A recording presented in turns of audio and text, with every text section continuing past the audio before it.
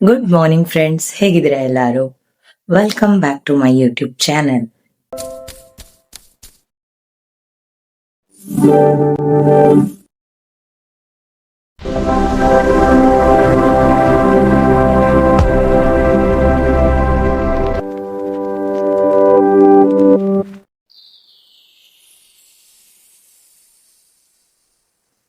ಇವತ್ತೇನ್ special ಅಂತಂದ್ರೆ, ಏನೋ ಹೊಸದಾಗಿ ಮಾಡ್ಬೇಕು ಅಂತ ಹೇಳ್ಕೊಂಡು ಎಕ್ಕದ ಹೂ ಇದೆಯಲ್ಲ, ಅದು ಶಿವದೇವ್ರಿಗೆ ತುಂಬಾನೇ ಪ್ರಿಯ. ಹತ್ರದಲ್ಲೇ ನನ್ಗೆ ಸೋಮೇಶ್ವರ ದೇವಸ್ಥಾನ ಇರೋದ್ರಿಂದ ಸೊ ಇವತ್ತು ನಾನು ಸ್ಪೆಷಲ್ ಆಗಿ ಅದನ್ನ ನನ್ನ ಕೈಯಾರೆ ಕಟ್ಟಿ ದೇವ್ರಿಗೆ ಅರ್ಪಿಸ್ಬೇಕು ಅಂತ ಇವಾಗ ದೇವಸ್ಥಾನಕ್ಕೆ ಹೊರಟಿದ್ದೀನಿ. ಅಲ್ಲಿ ಹೋಗಿ ಏನು ಅವರು ತಗೊಳ್ತಾರೋ ಇಲ್ವೋ ಅನ್ನೋದನ್ನ ಈ ವಿಡಿಯೋದಲ್ಲಿ ನೀವು ನೋಡ್ಬೋದು. ತುಂಬಾನೇ ಭಕ್ತಿಯಿಂದ ಅದನ್ನ ಮಾಡಿದೀನಿ. ಇಷ್ಟ ಆಗತ್ತೆ ಅಂತ ಅನ್ಕೊಂಡಿದ್ದೀನಿ. ಸೊ ಅಲ್ಲಿ ಏನಾದ್ರೂ ಸ್ವೀಕಾರ ಮಾಡಿದ್ರು ಅಂತ ಅಂದ್ರೆ ಖಂಡಿತವಾಗ್ಲೂ ನಿಮ್ಗೆ ತಿಳಿಸ್ತೀನಿ. ಅದ್ ಹೇಗ್ ಬಂದಿದೆ ಅಂತ ನೀವೇ ಒಂದ್ಸರಿ ಕಣ್ಣಾಡ್ಸ್ಕೊಂಡ್ ಬನ್ನಿ.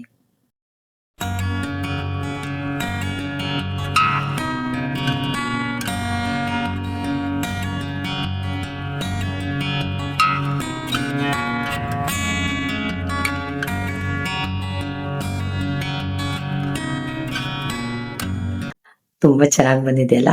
ಎಸ್, ನನಗೂ ಹಾಗೆ ಅನ್ಸ್ತು. ಸೊ ನಿಮ್ಗೂ ಏನಾದ್ರೂ ಚೆನ್ನಾಗಿ ಅನ್ಸಿದ್ರೆ ದಯವಿಟ್ಟು ಕಾಮೆಂಟ್ ಬಾಕ್ಸ್ ಅಲ್ಲಿ ತಿಳಿಸಿ. ಸೊ ಅದು ಹೇಗ್ ಮಾಡೋದು ಅನ್ನೋದ್ರ ಟ್ಯೂಟೋರಿಯಲ್ ಕೂಡ ನಾನು ಹಾಕ್ತೀನಿ.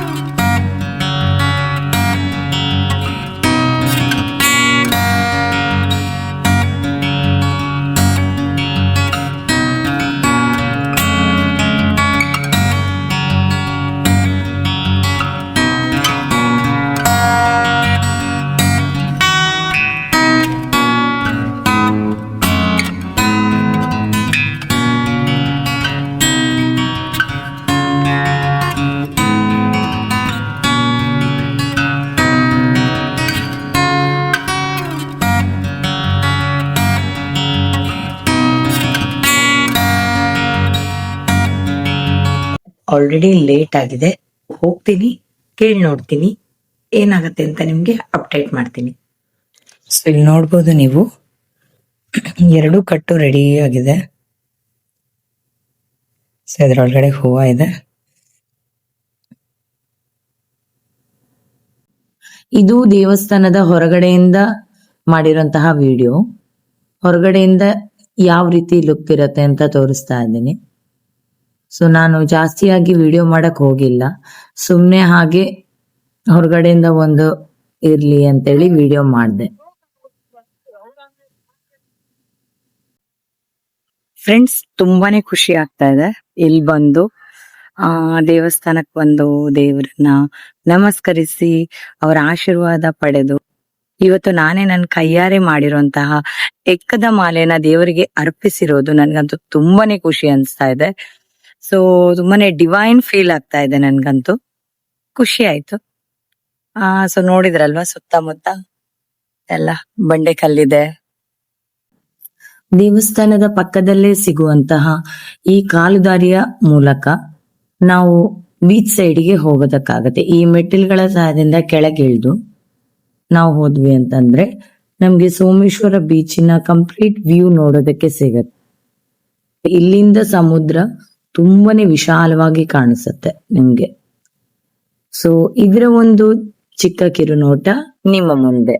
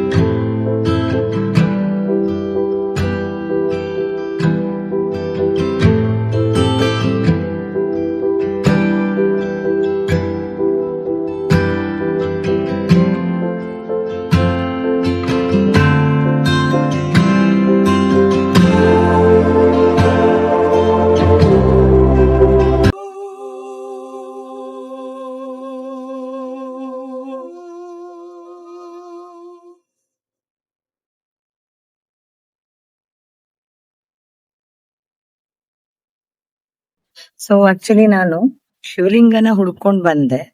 ಸೊ ಲಾಸ್ಟ್ ಟೈಮ್ ನಾನು ನೋಡಿದ್ದೆ, ಬಟ್ ಇವಾಗ ಎಲ್ಲಿ ನೋಡಿದ್ದೆ ಅನ್ನೋದನ್ನೇ ಮರ್ತಿದ್ದೀನಿ.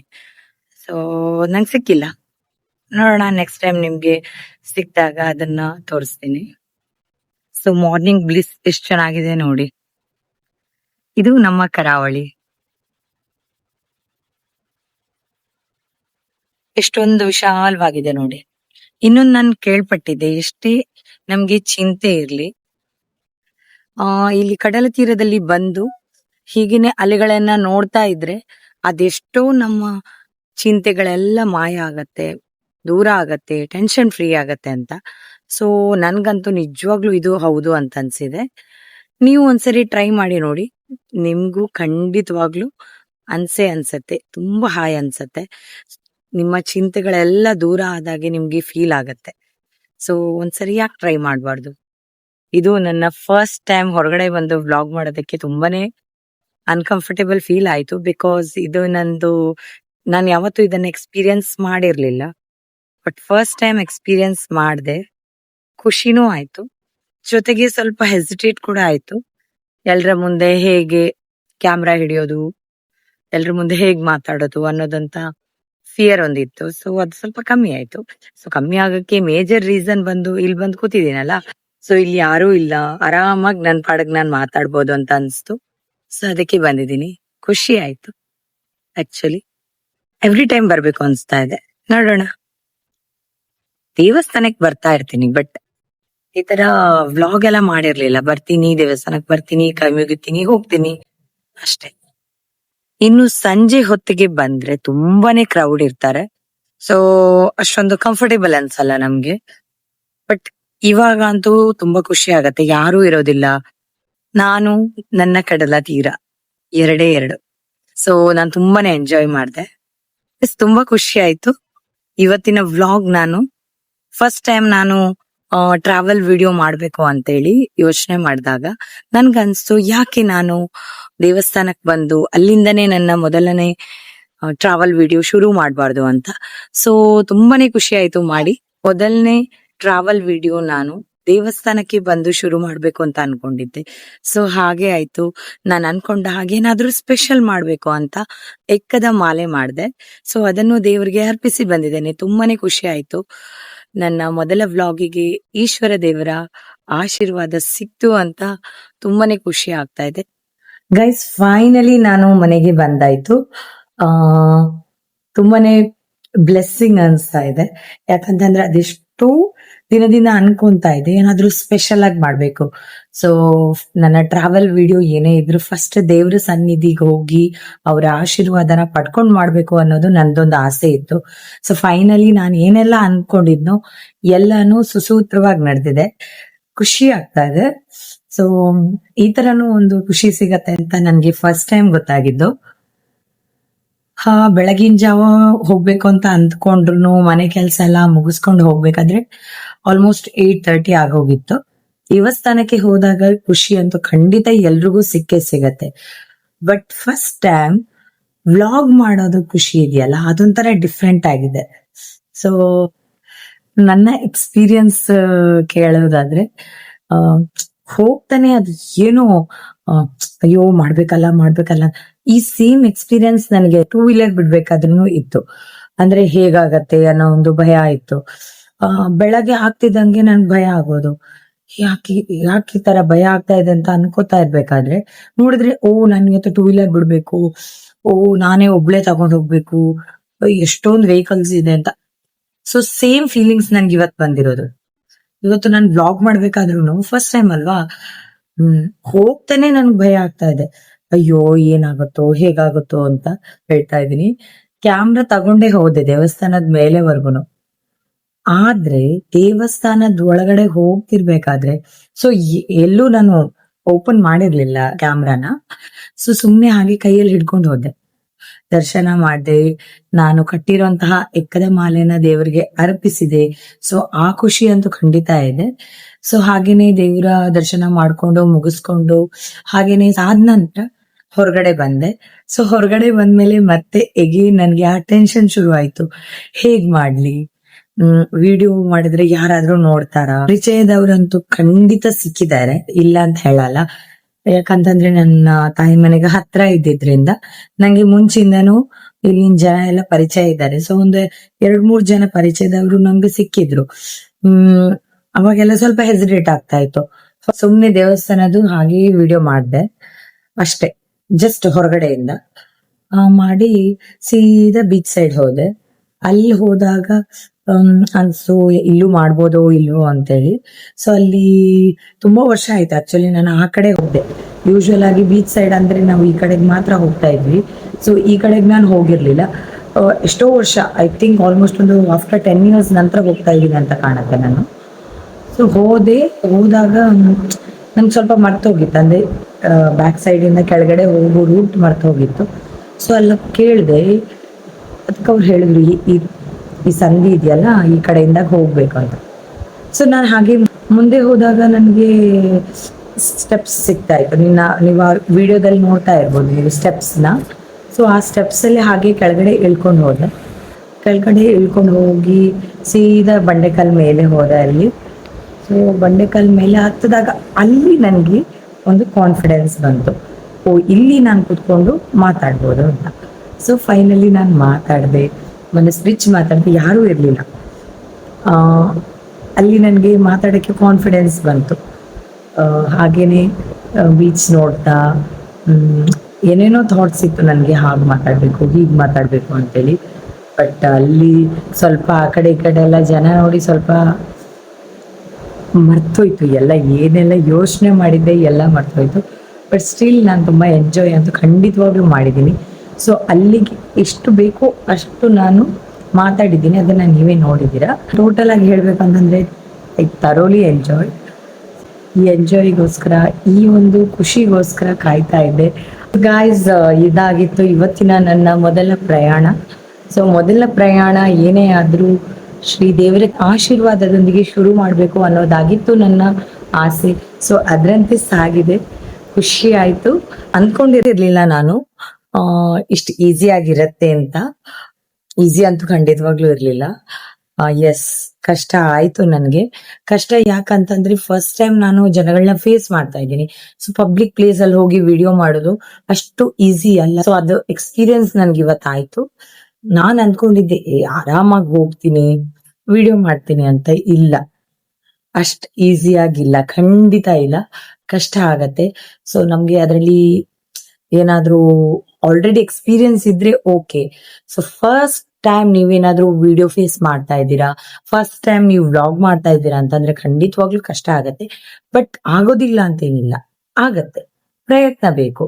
ಸೊ ನನ್ನ ಇವತ್ತು ಮೊದಲನೇ ವಿಡಿಯೋ ಆಗಿರೋದ್ರಿಂದ ನನ್ಗೆ ಸ್ವಲ್ಪ ಕಷ್ಟ ಆಯ್ತು ಜನಗಳನ್ನ ಫೇಸ್ ಮಾಡೋಕೆ. ಅನ್ಕೊಂಡಿದ್ದೆ ಹೋಗ್ತೇನೆ ಕೆಳಗಡೆಯಿಂದ ಮೇಲ್ಗಡೆವರೆಗೂ ವಿಡಿಯೋ ಮಾಡ್ತೀನಿ ದೇವಸ್ಥಾನದ್ದು, ಹಾಗೇನೆ ಮಾತಾಡ್ತೀನಿ, ಅಲ್ಲಿ ನಿಂತ್ಕೊಂಡು ಮಾತಾಡ್ತೀನಿ ಅಂತೆಲ್ಲ ಏನೇನೋ ಅನ್ಕೊಂಡೆ. ಬಟ್ ನಿಜವಾಗ್ಲೂ ಆಗಿಲ್ಲ ಆ ತರ ಎಲ್ಲ.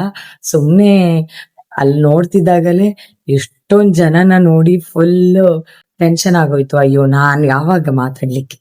ಸುಮ್ನೆ ಹಾಗೆ ಏನ್ ಮಾಡಿದೆ ಅಂದ್ರೆ ಕ್ಯಾಮ್ರಾ ಯಾವ್ದು ಓಪನ್ ಮಾಡಿಲ್ಲ, ಸುಮ್ನೆ ಹಾಗೆ ಕ್ಲೋಸ್ ಮಾಡ್ಕೊಂಡು ಹೋದೆ. ನನ್ನ ಮುಖ್ಯವಾಗಿ ನಾನ್ ಮಾಡ್ಬೇಕಾಗಿರೋ ಅಂತಹ ಕಾರ್ಯ ಏನಾಗಿತ್ತು, ನಾನು ನನ್ನ ಕೈಯಾರೆ ಕಟ್ಟಿರುವಂತಹ ಎಕ್ಕದ ಮಾಲೆನ ನಾನು ದೇವರಿಗೆ ಅರ್ಪಿಸ್ಬೇಕಾಗಿತ್ತು. ಸೊ ಅದನ್ನ ನಾನು ಅರ್ಪಿಸಿದೆ. ಖುಷಿ ಆಯ್ತು.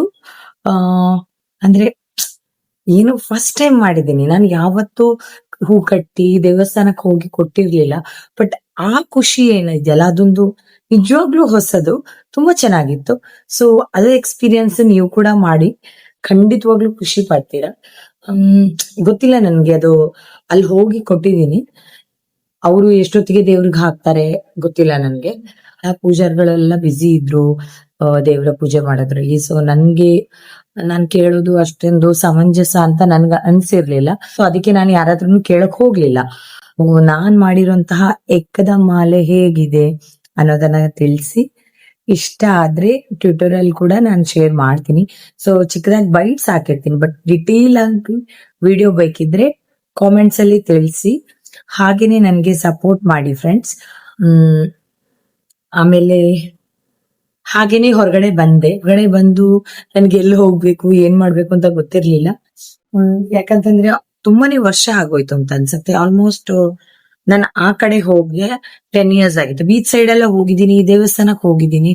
ಅಂದ್ರೆ ಕೆಳಗಡೆ ಈ ಸೈಡ್ ಒಂದು ರೂಟ್ ಇದೆ ಹೋಗೋದಕ್ಕೆ. ಸೊ ಆ ಸೈಡ್ ಇಂದ ನಾನು ಹೋಗದೆ ಅದು ಆಲ್ಮೋಸ್ಟ್ ಆಯ್ತು ನಾನೊಂದು 10 years ಅಂತ ಅನ್ಸತ್ತೆ. ಆಕ್ಚುಲಿ ನಾನೊಂದು ಶಿವಲಿಂಗ ನೋಡಿದ್ದೆ ಅಲ್ಲಿ, ಬಟ್ ನನಗೆ ಅದ್ ಎಲ್ಲಿ ನೋಡಿದೀನಿ ಅನ್ನೋದೇ ಮರ್ತೋಗಿದೆ. ಸೊ ಕೇಳಿದೆ ಅಲ್ಲಿ ಅಂಗಡಿಯವ್ರ ಹತ್ರ, ಒಂದು ಶಿವಲಿಂಗ ಇತ್ತಲ್ವಾ ಕೆಳಗಡೆ ಅಂತ. ಅದಕ್ಕೆ ಅವ್ರು ಹೇಳಿದ್ರು, ಮೇಡಮ್ ಹೀಗೆ ಹೋಗಿ ಸಂಧ್ಯೆಯಲ್ಲಿ ಹೋಗಿ ಅಲ್ಲಿ ಸ್ಟೆಪ್ ಕಾಣತ್ತಲ್ಲ ಕೆಳಗಡೆ ಹೋದ್ರೆ ಅಲ್ಲಿ ಸಿಗತ್ತೆ ಅಂತ. ನಾನು ಅಷ್ಟು ಕೆಳಗಡೆ ಹೋದ್ರು ನನಗೆ ಎಲ್ಲೂ ಶಿವಲಿಂಗ ನಂಗೆ ಸಿಕ್ಕೇ ಇಲ್ಲ. ಸೊ ಆಮೇಲೆ ಅನ್ಕೊಂಡೆ, ನನ್ ನಿಜವಾಗ್ಲು ಅದೊಂದು ಮಿಸ್ ಮಾಡ್ದೆ. ನನ್ಗೆ ಆಕ್ಚುಲಿ ಸಿಗ್ಬೇಕು ಅಂತ ತುಂಬಾ ಆಸೆ ಇತ್ತು, ಬಟ್ ಅದು ಅನ್ಫಾರ್ಚುನೇಟ್ಲಿ ನನ್ಗೆ ಸಿಕ್ಲಿಲ್ಲ. ಓಕೆ, ಎಲ್ಲನೂ ನಾವು ಬಯಸಿದಾಗದಿಲ್ವಲ್ಲ. ಬಟ್ ಏನೇ ಆಗ್ಲಿ, ನಾನು ಏನು ಯೋಚನೆ ಮಾಡ್ಕೊಂಡು ಹೋಗಿದ್ನೋ ಅದು ಆಯ್ತಲ್ವಾ, ಅಷ್ಟು ಖುಷಿ ಇದೆ. ಹಾಗೇನೆ ಸುಮ್ನೆ ಹಾಗೆ ಬಂಡೆಕಲ್ ಮೇಲೆ ಕುಳಿತುಕೊಂಡು ಬೀಚ್ ನ ವ್ಯೂಸ್ ನ ಎಂಜಾಯ್ ಮಾಡ್ತಾ ಇದ್ದೆ. ಮುಂಜಾನೆ ಬ್ಲಿಸ್ ಅಂತೂ ಸೂಪರ್ ಆಗಿತ್ತು, ಖುಷಿ ಆಯ್ತು. ಹಾಗೆ ದೇವಸ್ಥಾನದಿಂದ ವಾಪಸ್ ಬರ್ತಾ ನನ್ನ ಕೊರಗಜ್ಜನ ಸನ್ನಿಧಾನಕ್ಕೆ ಹೋಗಿದ್ದೆ. ಅವರ ಆಶೀರ್ವಾದ ಪಡ್ಕೊಂಡೆ, ತುಂಬಾ ಖುಷಿ ಆಯ್ತು. ಸೊ ಕೊರಗಜ್ಜ ಹೇಗೆ ಅಂತಂದ್ರೆ ಮೈ ಎವ್ರಿಥಿಂಗ್. ಸೊ ನಾನ್ ಬೆಳಗ್ಗೆ ಏಳೋದ್ರಿಂದ ಹಿಡಿದು ರಾತ್ರಿ ಮಲ್ಗೋವರೆಗೂ ದಿನದಲ್ಲಿ ಒಂದು ಕಮ್ಮಿ ಅಂದ್ರೂ ಒಂದು 100 ಸರ್ತಿ ಅವ್ರನ್ನ ಬೇಡ್ಕೊಂತಾನೆ ಇರ್ತೀನಿ. ಸೊ ನನ್ಗೆ ಅಜ್ಜನ ಆಶೀರ್ವಾದ ಕೂಡ ಸಿಕ್ತು, ಹಾಗೇನೆ ಈಶ್ವರ ದೇವರ ಆಶೀರ್ವಾದನೂ ಸಿಕ್ತು. ಸೊ ಖುಷಿ ಆಯ್ತು. ಬೆಳಗಿನ ಜಾವ ಅಂತೂ ತುಂಬಾನೇ ಡಿವೈನ್ಫುಲ್ ಆಗಿತ್ತು. ಅಂದ್ಕೊಂಡಿರ್ಲಿಲ್ಲ ಇದೆಲ್ಲ ಪ್ಲಾನ್ ಮಾಡ್ತೀನಿ ಸಕ್ಸಸ್ ಆಗತ್ತೆ ಅಂತ, ಬಟ್ ನನ್ ಮನ್ಸಿಗಂತೂ ತುಂಬಾನೇ ಖುಷಿ ಇದೆ. ಆ ದೇವರ ಆಶೀರ್ವಾದ ನಿಮ್ ಮೇಲೆ ಕೂಡ ಇರ್ಲಿ ಅಂತ ಕೇಳ್ಕೊಂಡಿದ್ದೀನಿ. ಸೊ ಎಲ್ಲಾರ್ಗೂ ಒಳ್ಳೇದಾಗಿ.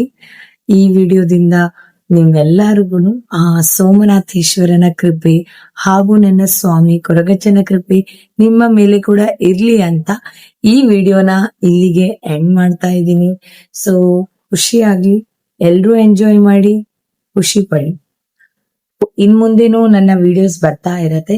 ಸೊ ಇನ್ನ ನಾನು ಸ್ಟೋರೀಸ್ ನ ಹಾಕಿಲ್ಲ, ನೆಕ್ಸ್ಟ್ ನಾನು ಸ್ಟೋರೀಸ್ ಇದು ಹಾಕ್ತಾ ಇದ್ದೀನಿ. ಸೊ ನಿಮ್ಗೇನಾದ್ರೂ ಇವತ್ತಿನ ನನ್ನ ವಿಡಿಯೋ ಇಷ್ಟ ಆಯ್ತು ಅಂತಂದ್ರೆ ಏನ್ ಮಾಡ್ಬೇಕು ಗೊತ್ತಲ್ಲ, ಲೈಕ್ ಮಾಡಿ, ಶೇರ್ ಮಾಡಿ, ನಿಮ್ಮ ಅನಿಸಿಕೆ ಏನಿದೆಯೋ ಕಾಮೆಂಟ್ ಬಾಕ್ಸ್ ನಲ್ಲಿ ತಿಳಿಸಿ ಅಂತ ಹೇಳ್ತಾ ಇಲ್ಲಿಗೆ ಈ ವ್ಲಾಗ್ ನ ಎಂಡ್ ಮಾಡ್ತಾ ಇದ್ದೀನಿ. Love you all, take care, bye.